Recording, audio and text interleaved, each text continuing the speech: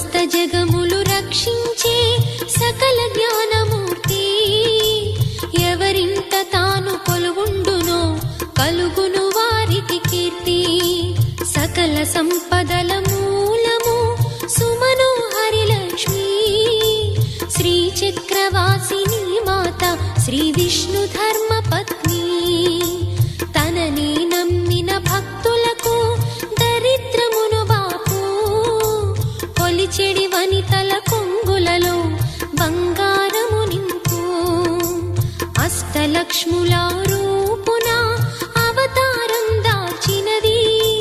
కష్టములను తొలగించగా భూమిలో వెలసినది